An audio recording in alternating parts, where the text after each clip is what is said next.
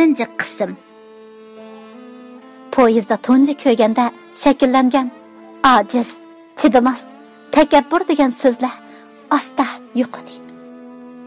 Adila, meni kechir adash, dedi Ruxsar Adilaga tikilib turib.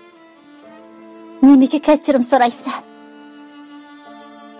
Ashu chaqda doktorxonada yetib qolib, adash faqat mijozim yo'q deb meni qo'llasam, men yuzlaringdagi kulkilarga, ko'zlaringdagi taramlayotgan yoshlarga qarab bo'lsam-u, Adila, yolg'on so'zlama, sana cho'qim bir ish bo'pti.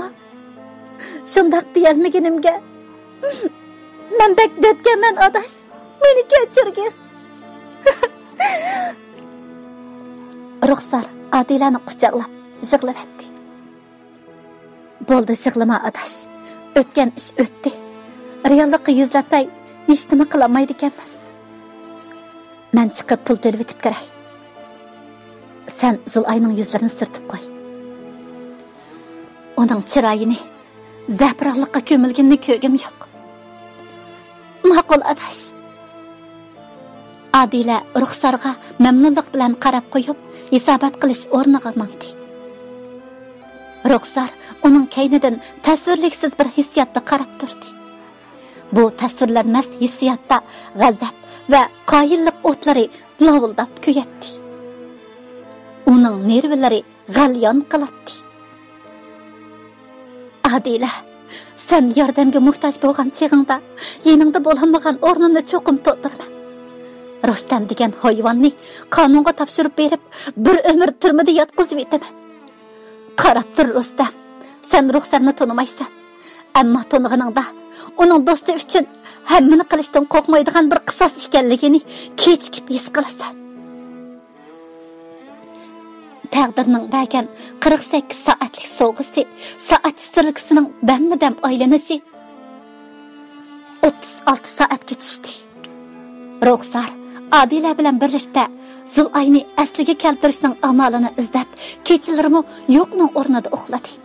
Kutubxonalardan tibbiy kitoblarni oriyatga elib tafsiliy ko'rdi. Boshqalarning degini bo'yicha Zulayning qishida burunqi xo'shal aslimalarni birma-bir so'zlab chiqdi. Biroq Zulay ko'zini ochib qo'ymay jimjit yotadi. Go'yo taniqidan boshqa hamma yeri o'lgandek edi. Xumar Adilaga vakolatan maktabdan bir oylik ruxsat so'rag'achqa, maktabda eqib yurgan fitna fasodlarni suv tushgan toshdakli yo'qab ketdi. Lekin Subiy maktabda Adila bilan ilqi ikki paskinning yulqa ketgani yolg'on, ular Rustamdan qo'rqib maktabga kelmayotdi deb gap taqib yuribdi. Biroq u beshida agayotgan qari tomonlarni uxlab tushidimi ko'rishda mujriq edi. Adila, balkim anglamagansan, maktab ixbarni maktabda qoldirishni qaror qildi. Tushda Xumar Adilaga tomoq akilib berib mundaqla dedi. Yaxshi bo'pti. Ixbar burniga qattiq yegandan keyin asoshini topa amdi. Adilaning o'rnida Xumarga Ruxsar javob qaytardi. Adila Ruxsarga lappida qarab qo'yib tomoqini yeyadi. Ruxsar uning bu ish to'g'riliq so'zligisi yo'qligini beladi. Balkim Adila o'zidan xijil bo'layotgandi. Quyosh tog' kayniga patdi. So'g'atmi 24 degan raqamni ko'rsatib turadi. Zulay, jinim, ko'zingni ochqina. Zulayning o'likdak yetishiga chidab bo'lolmay, Ruxsar uni silkib turib yig'ladi. Tursang-chi Zulay, o'tinay. Ko'zingni ochqina, bizga qarg'ina. Bo'ldi adash, yig'lama. Hali doktorlar kirib ayblab ketmasin. Adila Ruxsarga tasalli bergach, uni tatdi. Biroq o'zining ko'nglining qanchalik darajada yerim ekanligi faqat o'ziga ayon edi. Qinib yig'laydi deydi-yu, ko'zidan bir tomchi yosh chiqmaydi. Azob chekiga yetganda ko'z yoshlari chaq-chaq yerilgan yurakdan o'zini tatadi ekan. Adila qo'lidagi yangidan ariyat ep kirgan sog'lomlik bilimi degan kitobning oxirgi varaqlarini yopqach o'ylab qoldi. tong asla. Vaqtning to'shishiga faqat 8 soatlik qoladi. Shu tap Adila bilan Ruxsarning jismida taqozolik ichida intizor bo'lish va ansirashdan boshqa hech nima yo'q edi. Ko'zingni och Zulay. Ularning kallasida mushiningdan boshqa hamma narsa yo'yib ketgandek edi. Adila tura adash. Zulay oxiri ko'zini ochdi. Zulayga qarab tamg'i yo'langinicha ko'zi uyquga ilmishib qolgan Adila Ruxsarning vaqirshidan cho'chib uyg'ondi.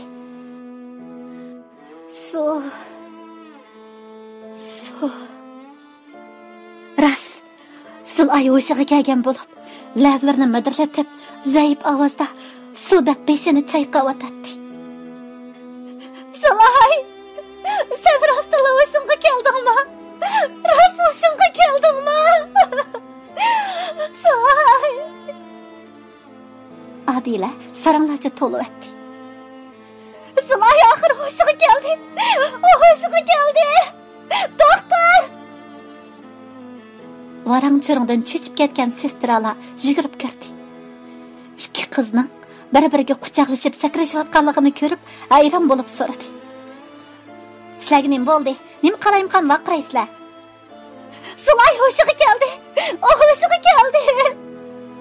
Nima? Do'stinglar hushiga keldimi? Doktor, bu karvatdagi kuzish uyidagi bemor hushiga keldi. Ikki sestra doktorni chaqirdi. Bu kecha bir mo'jiza bo'lgan edi. Bir hayotlik qayta tug'ildi. Taqdirning qadmi-qat rahimsizliklaridan ijram bo'lib o'tib, ko'ngil osmonida xo'shallik kulimsirmoqda edi. Doktorlar kirib, Zulayni bir qor tekshirgandan keyin bu rostilla bir mo'jiza bo'ldi. Uzun yillik doktorlik hayotimizda bundaq ishni tunji qatam uchratishimiz. Biz bu bemordan allaqachon umidimizni uzib bo'lgan edik. Sizlar uni qaytadan hayotlikka erishtirdinglar. Bizning qarshimizcha sizlarning uningga to'xtamay o'tgan ishlarni aytib berishinglar uni asliga keltirgan bo'lishi mumkin. Xayr, do'stinglarni obdan kutinglar. Deb chiqib ketdi. Adila kuldi. Ruxsar kuldi. Yomg'irdan keyin parlagan Hasan Husandek kuldi. Zulay doktorxonada hafta yetib, sallamaza saqiyib, ikki do'stining qo'ltiqidan erishi bilan doktorxonadan chiqib ketdi. Hamma iziga tushdi. Gulma echildi. Qahratonning zulmatlik sovuqidan keyin yana echildi. Zulay Adilaning o'tinib turib, qo'rqitib turib qilgan nasihatlaridan amdi ahmoqona ish qilmaslikqa Ruxsar ikkisiga va'da berdi. Adilaning qon zardabga to'lgan bo'lsa-mu, chak-chak yerilgan yuragimi oxiri kuldi. Ammo Ruxsar qattiq boshqa turib bir plan tuzmoqda edi. Adila, sendan bir ishdan so'rasam xafa bo'lmaydigansan.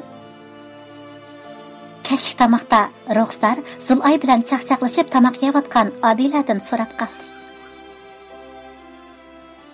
Nimadan xafa bo'lg'idakman? Qani so'ra. Adash. Nima desam bo'la? O'tganda sen Rustam degan hayvonning jinoiy paketlarini saqlab qo'ydim degandek qilyotding. Hozirmi shu isbotlar yoningda bormi? Adila Ruxsarga tikildi. Nazlanib tamoq yeyotgan Zulayning chiroyidagi kulki o'chdi. Buni ko'rib Ruxsar sal aldirab qolganidan xijil bo'lib, ko'zlarini ulardan qochirdi. So'rab obdan qilding adash. Sen demagan bo'lsang, o ishplaslik shahidni unutib qoladi ekanman. Shu kuni aldirashlikda Qaysar menga bergan arxivlarni qahvaxonada unutib qolibdi ekanman. Necha kundan keyin lozim bo'ladi deb o'ylab, xumarni avassam ip kelibdi ekan, saqlab qo'ygandim. Keyin Rustam degan ishplas yilqi filmni yo'llab berganda, ularni qo'shib chamadonimga sep qo'ygan. Aslida shu isbotlardan foydalanib, Rustamni qonunning jazosiga tortay deb o'ylagandim. Biroq aran erishgan xotirjam xo'shalligimga yana bir to'qay ko'ngilsizliklarni aralashtirg'im kelmadi. Atla o isbotlarni erib kuydirib o'taman. Voy, nimalar deb ketdim? Qani, xo'shal yaxshi kayfiyatimizga suv sepmay tamqimizni yeylichi. Og'zingni ochasil, ay. Jenim, buni sep qo'yay sana. Adila Zulayga akilab, sho'xlik bilan tamoq yeyishga boshladi. Biroq Ruxsarning xiyollari Adilaga, "Yo'q, Adila, sen isbotni ko'ydirib, Rustam degan hayvonni qonun to'ridan qutuldirib qoladigan bunday xatolikni sodir qilma. Buningga hargiz ruxsat qilsak bo'lmaydi. Buningga Ruxsarmi qarab turmaydi. Bilamsan, Rustamning seni azoblab qilganlari uchun sen isbotlarni ko'ydirgan o'sha o'tda uni ko'ydirib kul qilaversangmi, qisos o'tlarim o'chmaydi" deb qisoslik iltijo qilmoqda edi. Yerim kecha soat 2dan oshgan chaq. Karvatiga chiqib yolg'ondan uxlagan bo'lgan Ruxsar asta turib, xuddi arvohlardek putining uchida dastlab Adilaning ishkovini ochdida cheksiz vuduqishda chamadonni oldi. Ruxsar tishlagan kichik qo'lchirog'ning sus nurida chamadon g'irimsdan chaqmamoqda edi. Ruxsar dupildab so'qiyotgan yuragini besib turib, ming tashvishda chamadonning sirtmasiga qo'l uzatdi. Sirtmaning bir xil ovozda sirilishi uning yuragini eg'iziga tiqildiratdi. Chamadon oxiri ichildi. Sirtmasi 90 cm kamaydigan chamadonni Ruxsar saq yarim soatda ochdi. Sirtmi qulpisi har sirilganda Adila uyg'onib qolarmikin degan tashvishda Adilaning karvatiga nech qarab qo'yib yana sirritdi. Chamadon ichida liq kiyim-kechak bo'lib, arxib xaltasi degandek narsa ko'rinmaydi. Balkim kiyimlarning orasidadir. Ruxsar o'ziga shundoq deb kiyimlarning qatlarini chuvib etmaslik uchun qo'lini asta kiyimlarning orasiga tiqishtirdi. Rast degandek uning qo'liga bir narsa o'rindi. Ruxsar yana bir qo'li bilan kiyimlarni yengil besib turib, uringan narsani asta sug'urib oldi. Xotin qog'ozidagi seriq ranglik arxib xaltasi qo'lida jilviyib turadi. O arxib xaltasini yerga qo'yib, chamadonni attida joyiga chandirmay oldi. Ruxsar, heliqi narsalarni ko'ydirib o'tay desam, ajab topolmayapman ya. Chamadonimga sog'inim iniqtay bo'lmasa. Sahardala chamadonni necha aqtirib, o'ngtay-to'ngtay qilib etgan Adila isbotlarning sayisini topolmay, karvatida o'ltirib kitob ko'rayotgan Ruxsardan so'radi. "Ha, men ko'midim adash. Tunigin so'raganda saqlab qo'ygan, demagan bo'lsang unutib qolakanman deb o'tatdim. Qayaga qo'yganing esingdan chiqib ketdimi-ya?" "Shuni deyman, na ketgandi?" Dilim yaxshi, Adila kayniga qaramadi. Qaragan bo'lsaydi, u daqqanidan chiroyi tamdek tatirib ketgan Ruxsarni ko'rgan bo'ladi. Aradan hafta o'tganki bir kuni tushda maktabga saqchilar yig'ib ketdi. Ular Udulla maktab mudirining ishxonasiga kirib, necha minutdan keyin hech nimadan bexabar holda basketbol o'ynayotgan Rustamning qo'liga qo'y silib, beshiga xalt kiydirib, saqchi mashinasiga chiqarganicha qanday tez kelgan bo'lsa, shunday tez ketdi. Ko'zni yumib ochqichilik orliqda yuz bergan bu ish hammani qattiq hayron qoldirdi. Balalar bas-basda g'ulg'ula qiladi. Voy balla, Rustamni saqchilar tutib ketibdi-ku. Shu, boya oshxonda yong'icha, hamma odamning og'zida shu gap. Ko'rmaganni ko'rdikanmizda taxi. Shu. Qin-qiniga patmay qolgan boyvachcha edi. O'zining bundoq bo'lib qolishini o'ylabmi boqmagan bo'q edi. Adila, angladingmi? Rustamni tutib ketibdi. Yataqqa hasrab o'midab kirgan Xumar Ruxsar bilan paranglashib o'ltirgan Adilaga gaplari bo'g'ziga tiqilgan holda dedi. "Nima? Rustamni tutib ketibdi?" "Ha, 10 minutdan oldin tutib ketibdi. Nimishqa tutib ketganini hech kim uqmaydi ekan. Hozir maktabda hammasining og'zida shu talashda atesh g'ulg'ula bo'lib ketibdi." Adila o'rnidan turib ketdi. Angacha yataq ishki echilib, Zulaymo chiroyida qon qanmagan holda yataqqa kirib keldi. Ular shu tapda o'zlarining yoshlik, qizlik bahorini rahimsizlarcha xazon qilgan ishplasning qonun to'rig'i tushganidan ya xush bo'lishni, ya jajisini yepti deb tillashni bilmayla turibli qilishdi. Saqchilarga qo'l qo'ydimjimi? Ruxsarning qaqaqlab kulganicha degan tuyuqsiz gapidan uch qiz tengir qashda uningga tikildi.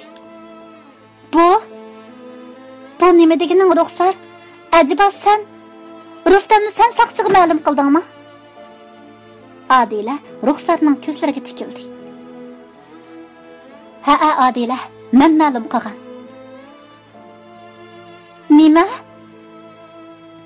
Chang qilib qattiq urilgan tastakdan Ruxsar karvatni tutib olishga oralli ulgurdi. Zulay bilan Xumar danq etib turib qolgan edi. Nimishqa shunday qilasan, Ruxsar? Ayta, nimishqa? Soda nimishqa shunday qilasan? Beshimizga kelgan ohanatlarni ozdab qoldingmi? Ashu ishlarni boshqalar bilsa, bu yuzimizni qandoq keltirib suraymiz? Sen buni o'ylab baqdingmi? O'yladim. Nihoyat ko'p o'yladim. Angla Adila, sen bo'ldi qilgan bilan men bo'ldi qilolmadim. Her qandaq odamning ippitiga ishplas qo'lini so'zgan hayvon cho'qim qonunning jazosiga tortilishi kerak. O'ylab baq. Rustam bundan burun qanchilgan notavon qizlarni bizga o'xshash nadomatga qo'yib, ularning hayotini xazon qilgan. Keyin yana qanchilgan qizlar bizga o'xshash hasratda yig'lab, pig'allarda tunji qilib shuraydi. Ajiba biz qarab turamdik. Davomli shunda qo'rqib yashamdik. Bizga yo'lanchik bo'ladigan qonun tursa, yana shu hayvonni chiroyli kunlarni dafsanda qilishiga yo'l qo'yaveramdik. Yo'q, Adila, yo'q. Uning iflos qadamlari bara yig'i berishi, uning echinishli taqdiridan ibrat elib, boshqa iflos qomsilar kallasini silkishi, nimaning mas'uliyat, nimaning haqiqiy erkaklik ekanligini bilishi kerak. Ansirma, saqchilar menga va'da berdi. Kimning delo ma'lum qilgani, ash ifloslikning azoblik shahidi bo'lgan bizni menga qo'g'daydi. Sirimizni maxfiyat biladi. Biroq qarab tur Adila. Rustam endi yo'riq dunyoni ko'rolmaydi. U qonunning qattiq jazosi oldida pushaymon qilishga ulgurmay tizlanadi. Sara nima dedi? Adilaning quliqiga kirmadi. Uning nervasida Ruxsarning yana qanchilgan notavon qizlar bizga o'xshash nadomatga qoladi. Bizga yo'lanchik bo'ladigan qonun tursa, yana qo'rqib yashamdik. Degan so'zlari o'sh qaytib chiqayotgan bo'rondek g'o'kiraydi. Bu g'o'kirashlar adolatning simvoli. Qonunni ko'zga ilmay hayotlik g'unchisini chaylaganlarning o'lim signali bo'lib, uning butun badaniga, tomir-tomirlarga singmoqda edi.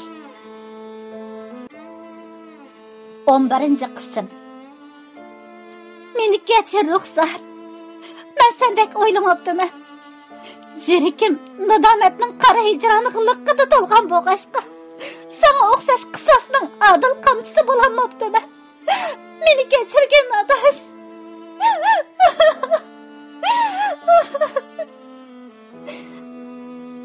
Adila Ruxsarga tashlanib yig'ladi. Bu ko'z yoshlarda iftixor va baxt jilvilari simobdek yaltiraydi. Bir oydan keyin Ruxsarlar ko'zlaridan qat'iylik, turqidan munavvar saqchilarga xos sezgirlik chiqib turadigan saqchi boshlig'ining taklifi bilan Ruxsarning sotiga qatnashdi. Adila Xumarning unimag'iniga unimay, unimi sotga qatnashtirdi.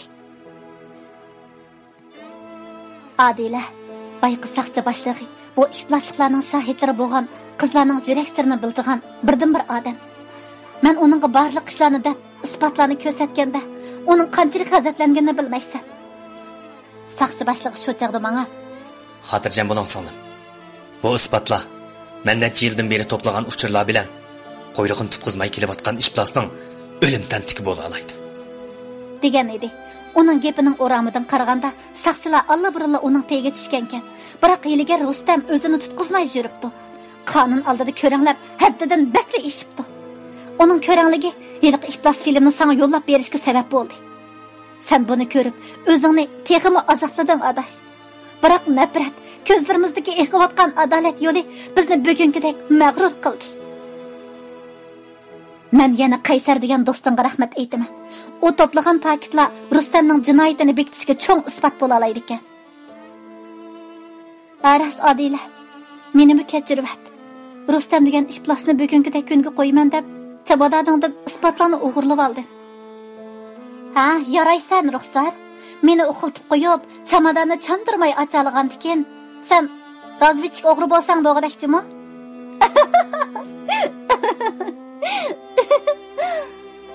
Qizlar tangni kulyapti. Bu kulkilar odamning ruhini zaiflashtiradigan har qanday hislardan xoli sap kulki edi. Sud surlik boshlandi. Bosh sudchining sud to'qmoqini urishi bilan sudya Rustamning jinoyatlarini bir-birlab o'ttirga qo'ydi. Jinoyatchi Rustam boshqalarni qonunsiz tutqun qilib, ularning sog'lom yashash huquqiga og'ir darajada daxli taruz qilgan. Ichkirdagi ma'lum zahar atkazchi guruhi bilan birlashib, qonunsiz holda musulmon xiroin, zahar, oq qatorliq odamning hayotiga xavf keltiradigan buyumlarni to'shagan, sotgan, qizlarni aldab, nomusiga tekkan. Sotimiz Jonghua Xalq Jumhuriyatining munosabatli qonun moddalariga asosan jinoyatchi Rustamga o'lim jazosi hukm qildi. Butun sudda Odila faqat mushu so'zlarni anglay oladi. Qonunning haqiqatan ulug' muqaddasligini his qildi. Qaytamdiq jonlarim. Sudga oxirlashmagan tursa, men uchun sud allaqachon oxirlashdi. O'lim sudning tamomlanganligiga yetib oshidi. O hayvon o'zini menga oqlayolmaydi. Mushuning o'zila yetarlik. Qizlar Odilaga qarab qo'yib boshlarini lang'ishdida sudxonadan chiqib ketdi. Ular quchoqlashib maktab oldiga kelib turishiga Xumarning telefoni sayradi.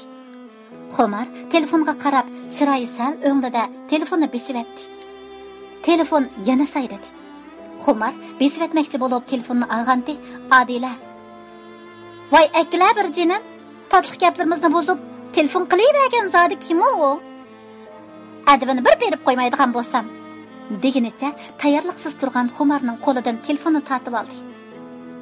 "Aka Odila qaytirib bergin." Xumar shuncha chaqqonlik bilan Odiladan telefonni talashgan bo'lsa-mu, u allaqachon kechikkan edi. Odila telefon nomeriga qaramasdan telefonni oldi. "Voy, kim o'siz? Nimada qilasiz odamni bezor qilib? Voy, gap qiling-a? Voy!" Sarangni nima bu? Gap qilmayli telefonni o'zi yetib bordi ya. Odila telefonning ekraniga mundaqli qarab qo'yib, "Kim o bu Xumar? Hatto nomerga ismini kirgizmabsan. Olama telefoningni." deb alaqsada bo'lib so'g'uq tarlab ketayotgan Xumarga telefonni uzatdi. Ammo barmoqi boyaqa nomerga tegib ketib, boyaqa nomerga telefon urilib qoldi. "Ma ishni ko'ring." Odila telefonni o'ztivitish uchun ekranga qaradi. "Bo'ldi Odila, telefonimni qaytirib ber." Xumar chaqqonlik bilan telefonni Odilaning qo'lidan tortib oldi. Ammo Odila butdak qatdi. "Dada? Xumar, bu dadamning nomeri ekan-ku. Sen bu zodi nemish?" Uning titrab turib degan so'zi ruxsar bilan Zulayni hayron qoldirib, ularning ko'zlarini chaqchaytdi. Ular hayronlik bilan Xumarga tikildi. "Gap qila Xumar. Bu zodi qanday ish?" Odila Xumarni silkidi. "Odila, sana aytsam bo'lmaydi. Chunki dadangning sendan yoshirdigan maxfiyati." "Nim deyapsan Xumar? Dadamning maxfiyati?" "Odila, Zulay, diqqat qilinglar. Xumar Adilaning ochiqdan eg'izidan ko'pik chachirtib so'ragan savoliga eg'iz o'malatib bo'g'icha texicha hayron bo'lib tamdak tatargan ruxsar Adila bilan Zulayni qattiq ittirdi. Ittirish bilan ularga qarab o'qdak etilib kelgan ikki mashina o'tib ketdi. "Voy, ishning valasi, ko'zingga qarab aydashmamsan?" Yagi tangzi qilgan uch do'stni ko'rib Xumar mashinaning kaynidan vaqirdi. Ki qora ranglik mashina qattiq tormozlab beshini burdida bayiqidimi tez sur'atda texi o'rnidan turishqimi ulgurmagan uch qizni nishonlab keldi. Xumar ko'zlariga ishonmayla turib qoldi. "Senlar nim qilmoqchi?" Adila yerim o'ri bo'lib o'qdak kelayotgan mashinaga somkasini atdi.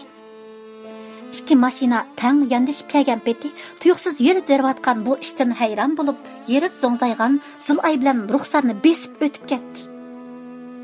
Adilamu mashina gavdasiga urilib, xili yagicha to'pdakla qanqadi. "Ya!" Xumar ichinishlik to'lib etdi.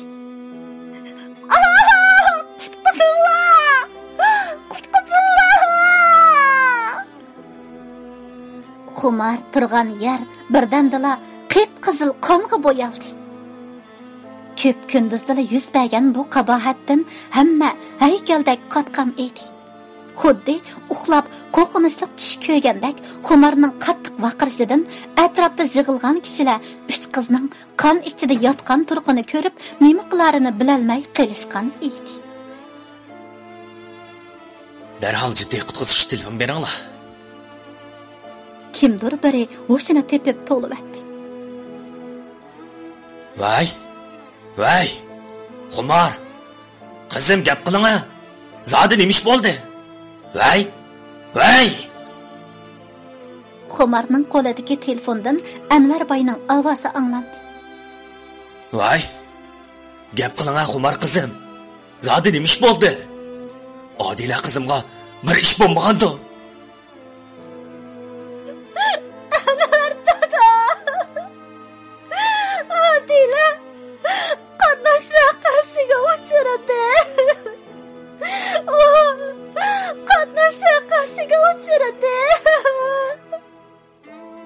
Nima?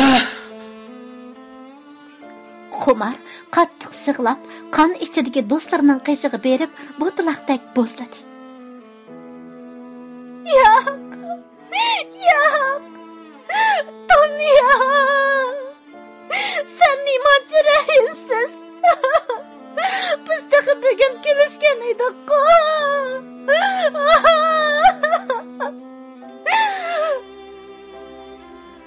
Singlim, o'zingizni besib eling.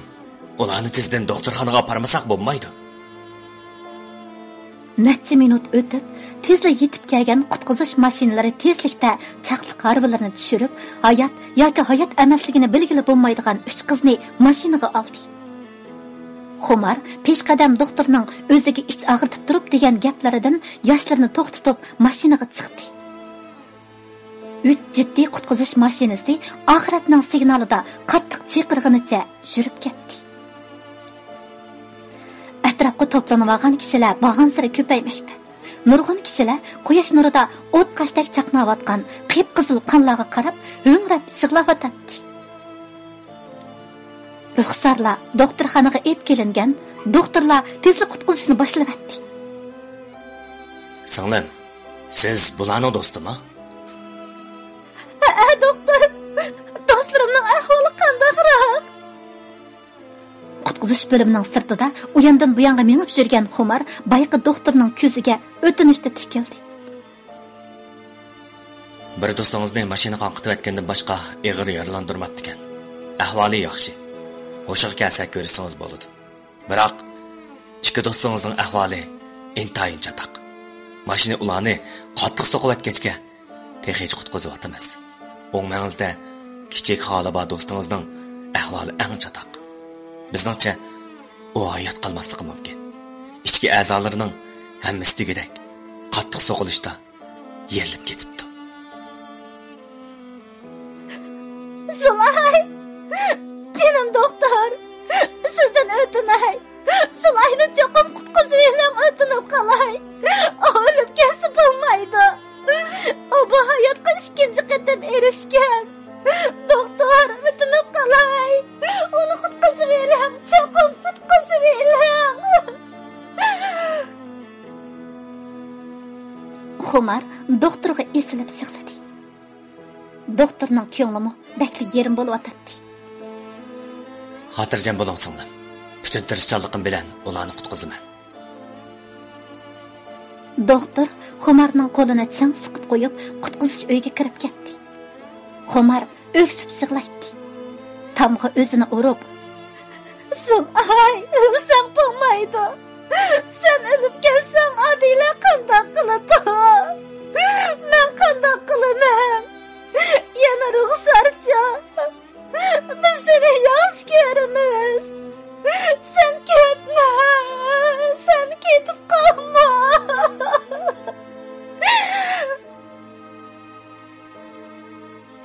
Tuyuqsiz telefon jarangladi. Xumar telefonni oldi. Xumar qizim, siz nerede? Ben Ürümchiga keldim. Anvar dada, men cho'ng doktorxonada. Xumar shu gapni deb bo'pla telefonni besib etdi. Va tamg'a yo'langinicha o'ltirib qoldi. Vaqt o'tmoqda. Bak osti o'tmoqda. Qizim, Adila qandaqroq?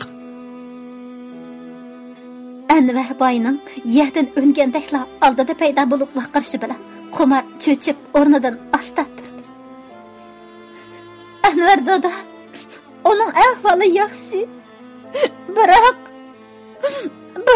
jon yurak parasi bo'lgan do'stlari taqichi qutqizilyotdi.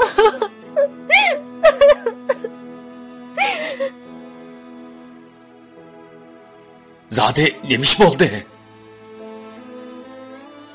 Anvar boy tomdek tatarg'inicha so'radi. Men uxmayli qoldim. Tasodiflikdan Adila ikkimiz o'tirsidagi maxfiyat bilinib qoldi. Uningga endi tushuntirishimga ikki mashina o'chqanda kelib bizni so'qmoqchi bo'lgandi. Do'stimiz Ruxsar yana bir qiz bilan Adilani ishtiribdi. Faciadan qutuldi. Lekin mashinalar orqaga burilib qaytadan kelib ularni besib o'tib ketdi. Bu ish mushu. Anvar dada, sizdan o'tinay. Doktorlarga deng. Ular Sulay bilan Ruxsarni qutqizib olsin. Ular o'lib ketsa Adilami yaşamaydı. Adilami yaşamaydı.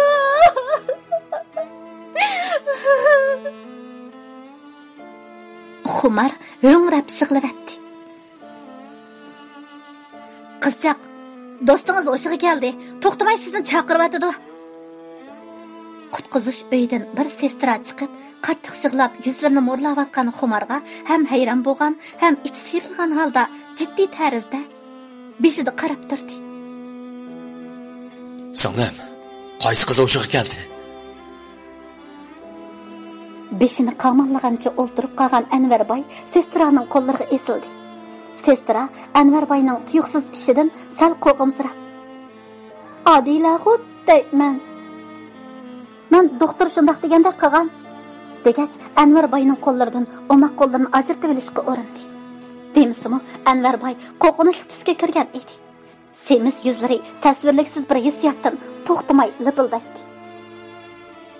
"Adila qizim, men keldim."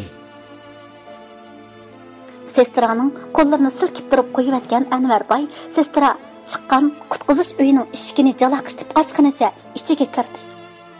Karvatda beshiga qilin daki o'rilib Adila yotadi. O to'xtamay tipirlayotgan bo'lib, ikki sestra uni tinchlandira olmay o'tadi.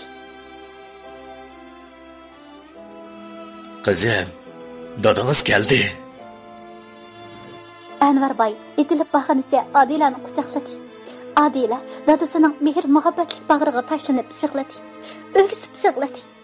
Xuddi bu tushida Anvarboyni qattiq quchoqlamoqda edi.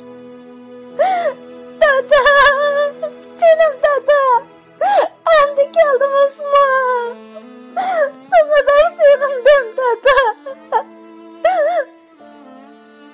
Qizim, dadangni kechirgin. Dadang kechikib qoldi, qizim. Bu uning umrida tunji qitim qizining oldida yig'lishi edi. Adila! Eshik yengil echilib, Xumar kirdi. Uning ko'zlari qizargan bo'lib, mo'rlangan yuzlaridagi tapchirayotgan qonlar ko'z yoshlariga qo'shilib ketgan edi.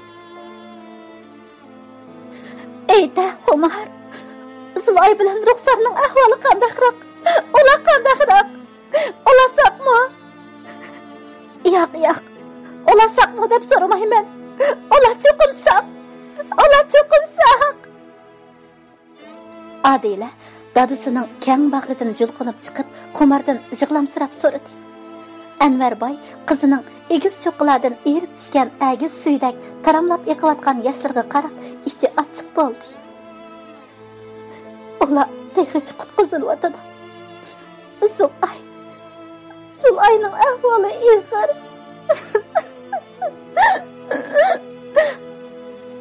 Nima deding? Adila sestralarning to'sqiniga unamay karvatdan tushdi. Biroq beshi parada qiyib yerga qattiq siqildi. Adila! Qizim! Anvarboy yo'lvostak ho'kirguncha qizini yurab turg'izdi. Dada! Jinim dada, sizdan o'tmay. Meni ularning qishig'i chiqing. Do'stlarimning yeniga chiqing. Ma'qul qizim, ma'qul. Anvarboy olsizlanib ketgan Adilani yo'liginicha koridorga ep chiqdi. Ular chiqib turishiga Zulay yotgan jiddiy qutqizish uydan bir sestraning chiqib duduqlagan holda Zulay bo'lamidi? O to'xtamay Adila deb chaqirdi. Tez bo'linglar deginicha kirib ketdi. Zulay!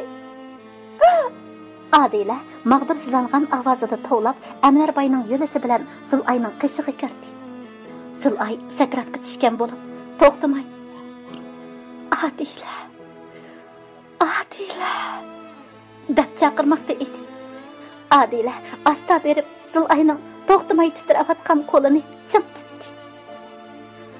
Adila, bu senmi?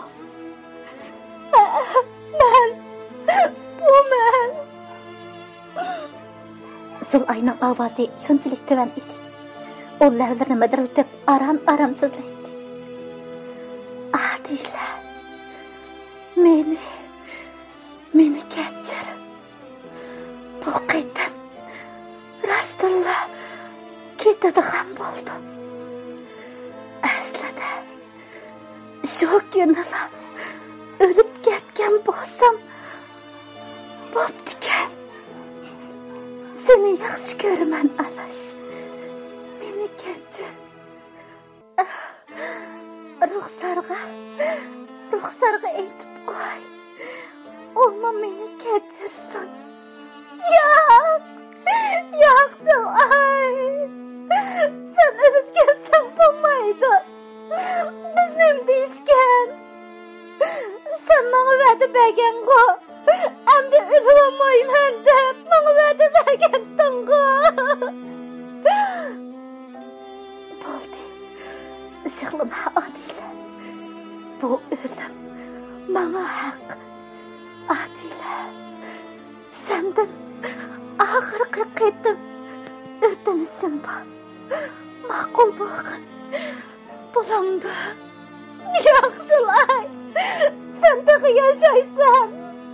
Sen ölüp ketsang bo'lmaydi. Qara, dadammi keldi. O doktorlarga deb seni chaqib qutqizadi. 12 qism. Ma'qul bo'l, Adila. Zulay baxansiri qiynalib ketdi. Peshonlarida ushaq ter tomchilari tapchirab, chiroyi totirib ketyapti. Ma'qul adash, ma'qul. Adila, men o'lib ketgandan keyin mehtimni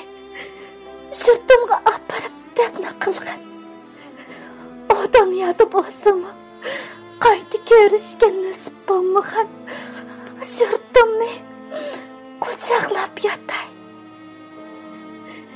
Anam mening Zulayimga nima bo'ldi deb so'rasa, onunga hech nima bo'lmadi.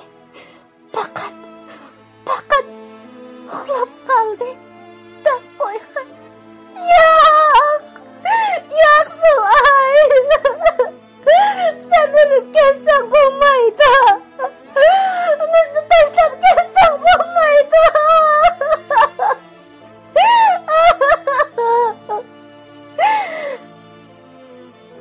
Adila tiniqi to'xtagan Zulayga o'zini etib qattiq siqladi.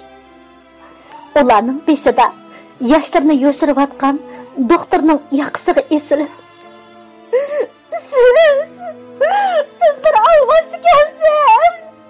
Siz do'stimni o'ldirdingiz, uni qutqizib qolmadingiz. U asliga keladi. Chunki Zulay bizga va'da bergan.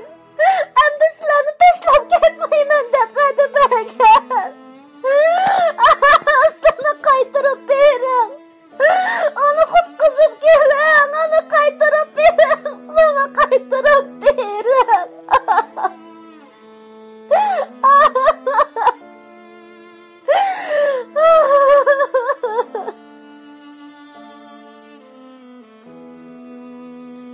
Hamma sukutda edi. Anvar boy, Xumar, sestra, yana doktorlar sukutda edi. Bu sukutga cheksiz qayg'u yo'shiringan bo'lib, yo'q, bu qayg'uni hech kimning yuragi yo'shira olmaydi. Bugun tong saharda Anvar boyning bir qo'lliq o'rlashtirishi bilan Zulayning miyiti yurtiga ep berilib, uning onasining qattiq yig'lashlarida mening Zulayim, mening yurak borim, canım kızım, kızım.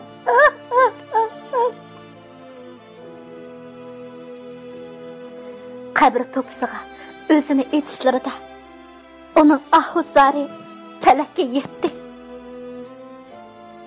Yerlikka ko'mildi. Adila dadasining yurishida unsiz yosh to'kdi.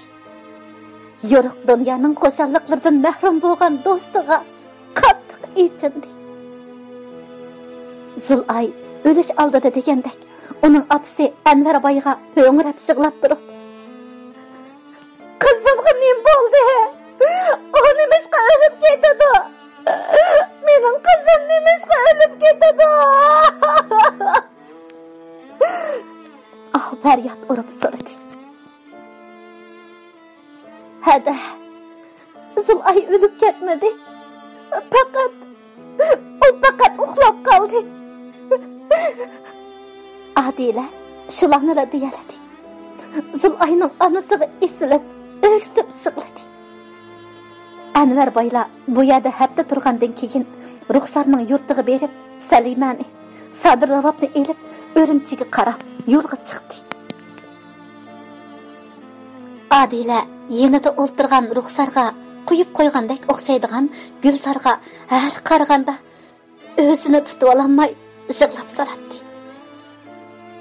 "Ada, nimaga yig'laysiz? Sizni birsi bo'zak ketdimi? Sizni bo'zak qilgan bo'lsa, menga ruxsar hadamga desam-chi, u sizni bo'zak qilgan eski bolani adablab qo'ydi." "Yo'qsinglar, meni hech kim bo'zak qilmadi." "Amsi nimishqa yig'laysiz?" Ko'zimga bir narsa kirib ketdi. Adila Gulzarning go'dakligidan qilgan gapidan ko'ngli teximi yerim bo'lib, darizaga qarab olgan edi. Anvar boy, bizni zodi nega elib menglatala? Jiddiy ish bor deganlar uchun ayol ikkimiz sal ansirab qilyapmiz. Yana qizlari mening ruxsar qizimni qandoq taniydi? Sadir Ravab ahiri tish yerib Anvar boydan so'radi. Anzirmisizlar tog'a. Boshqa cho'ng ish yo'q. Qizlari bizning yo'tqi chiqadiganligimizni anglab, uydagilarimni bak ko'gim kib ketdi degachga, qizimning taklifi bilan sizlarni Urumchiga elib menyotaman. Anvar boy qarab turib yolg'on so'zladi. Uning bundan boshqa amali yo'q edi. U hargizmi Sadir Ravabga qizingiz doktorxonada jiddiy qutqizilyapti, texicha hushiga kelmadi deb aytolmaydi dedi.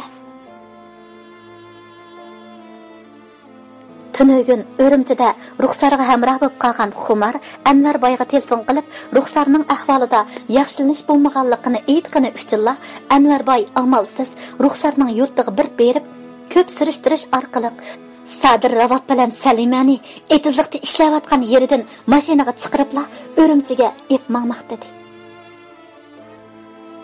Anvar boyning bunday qilishida ma'lum sababmi bor edi. Onun o'yicha, Ruxsarning uydagilari doktorxonaga borsa, Ruxsarning tezroq asliga kelishiga ruhiy kuch bo'ladi.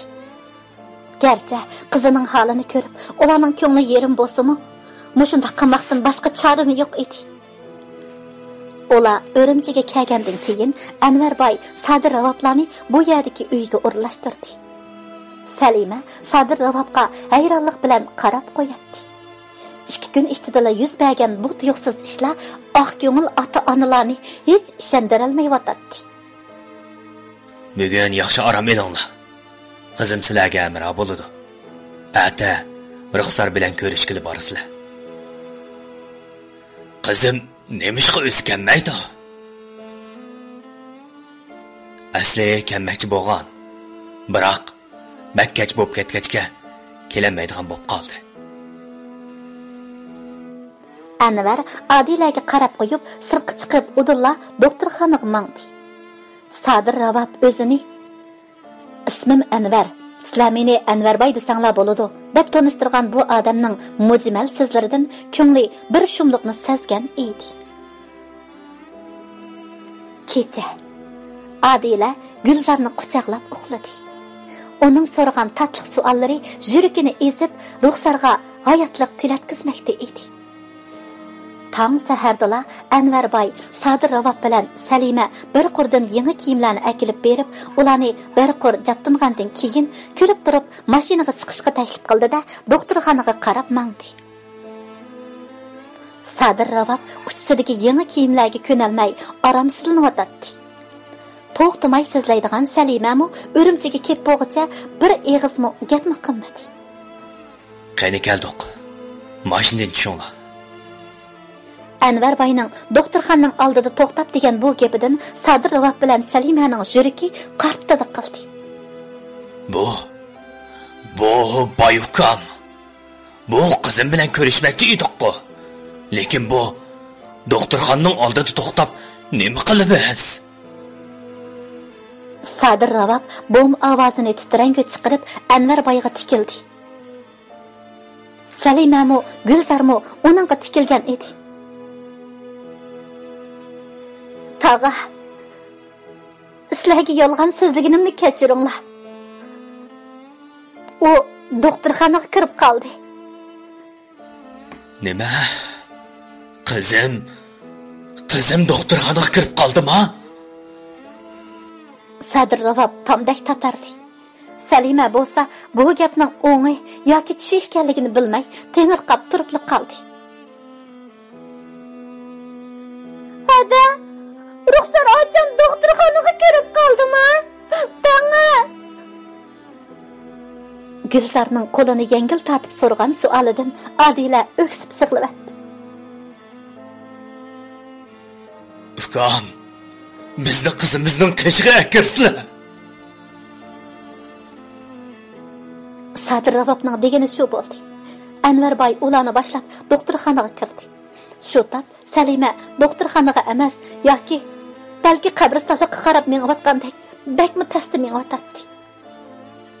Qizim, Ruxsar, qizim ko'zingni ochqini. Men opam. Qizim, sana ne bo'ldi?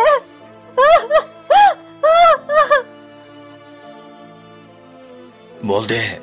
Yig'lamizlar, opsi. Yig'lamizlar. Sadir Ravab ayolini bazlamoqchi bo'ldi-yu, ammo ko'z yoshlari o'ziga bo'ysunmay, yuzlarini bo'ylab kak saqilga singib ketmoqda edi. Adila beshini bilinmas ling'ishtib, teg'icha yig'layotgan Salima ochishga qarab tasalli berdi. Yig'lamaslar abba, ruxsat cho'qim hushiga keladi. Shunda qilsa apsi, qaraslar, Gulzarning ko'nglinimi yerim qilib qo'yibdilar. Adilaning gapiga o'labla Sadir Ravab ko'z yeshini yengi bilan surtgach, Salimaga dedi: "Ma'qul. Men yig'lamaydi adasi. Qizim o'shiq keladigan ish bo'lsa men yig'lamay." Salima esadaginicha Adilani quchoqladi. Gulzar anasiga qarab qo'yib, asta bag'inicha Ruxsarning yuzini budruq qo'llari bilan silashga boshladi. Ada sen nimachi yolg'onchi? Sen menga nim deb va'da bergan? Gulzar, men cho'qim qaytib kelaman. Qaytib kelganimda men o'zimni chimdab suyib qo'yaman deganding-ku. Tura hada, oningdan tura. Sen kelmagachga men seni izlab keldim mana. Men keldim hada. Nimishqa ko'zingni ochmaysan? Hada. Ko'zingni ochqina men Gulzar. Hada, anglayapsansan? Hada. Ko'zingni ichib qarg'ina hada, men keldim. Amsi men sening mangzingga suyib qo'yay. Ondan ko'zingni ochqin ma'qulmi? Hada.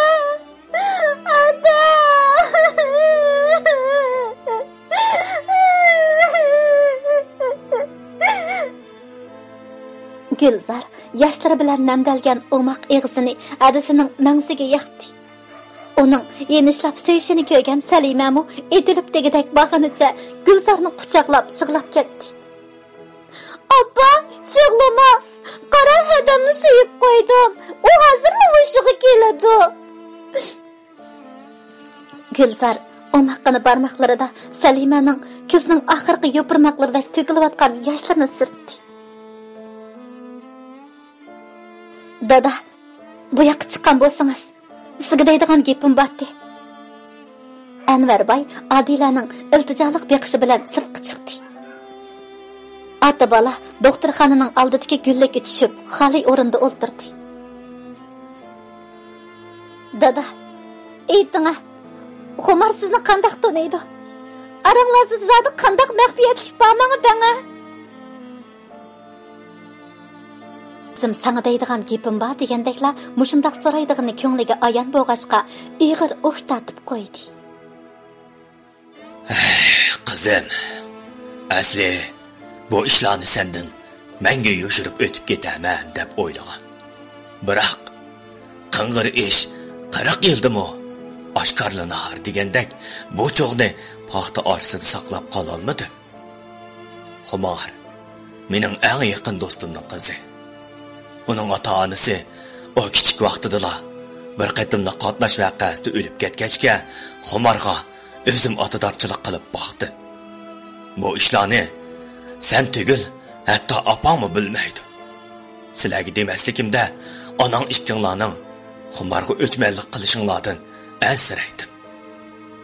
Xumar, sen bilan taqdimatlik bo'lg'achqa, sen oliy maktabga kirgan kunning aksla o'zim yo'l mengib uni bu maktabga o'tkidim.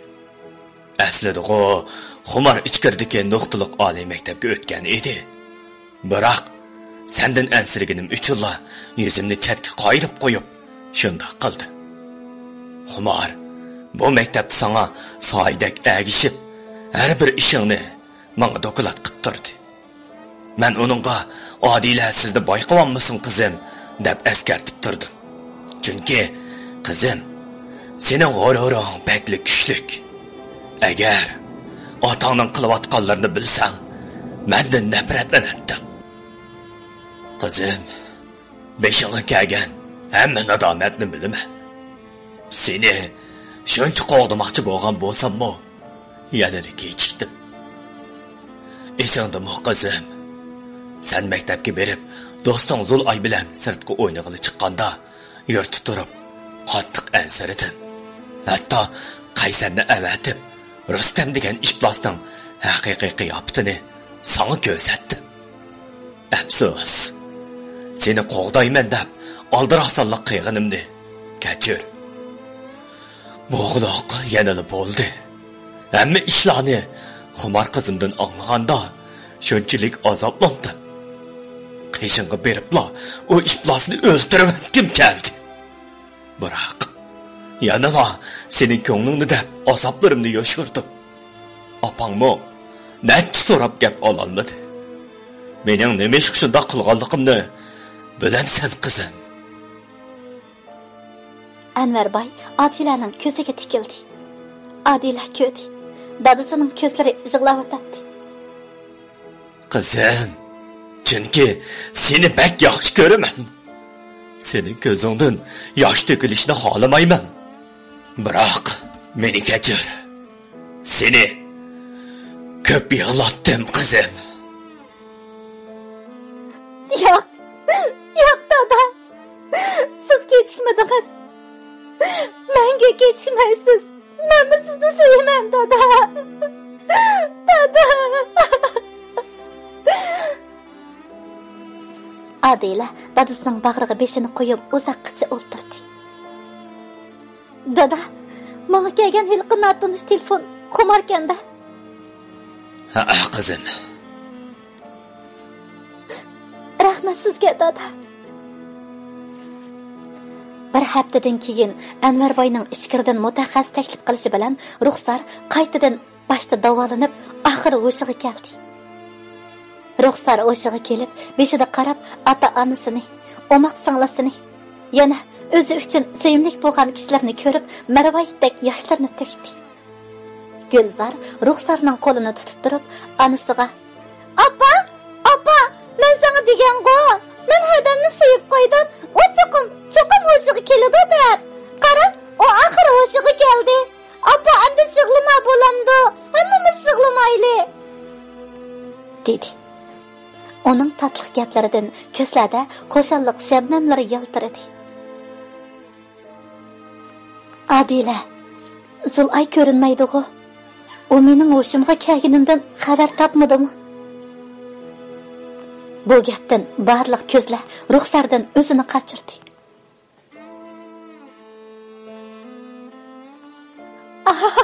Taqdir. Sen onu elib ketdingmi? Sen bekle rahimsiz gelsen. Nimişka? Sana nimişka? Nimişka onu yaşıgılı koymaysan.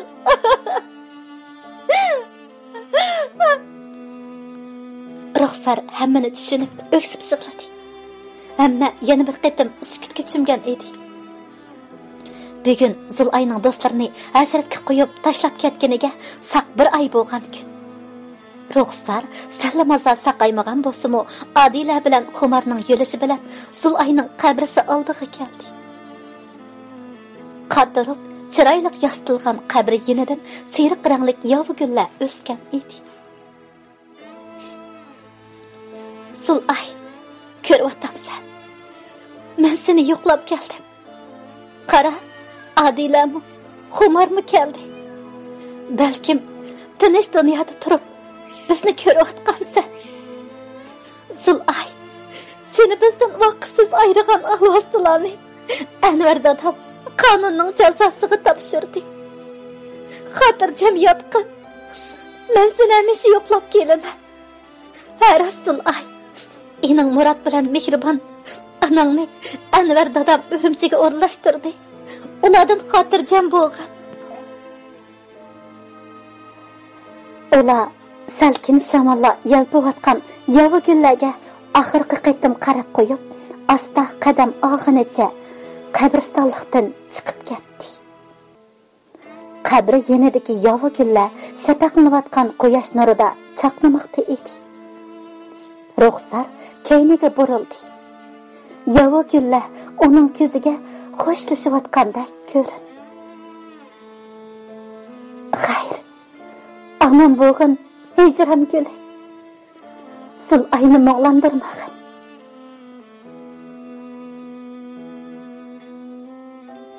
Tugidi. 2018-yili 1-oyning 12-kuni yakanda yezib tamomlandi. Qizliq sulkatning qudratidan echilib turgan hijron ko'li. Men erkak deb maydisiga mushlayotgan qo'sh tirnoq ichidagi erkaklarimizni yerga qaratgan.